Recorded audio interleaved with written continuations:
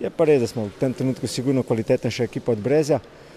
Imamo stvari še za malo poštimati, ampak mislim, da je tu kar potencial v ekipi, bomo pa videli, koliko ga bomo izkoristili.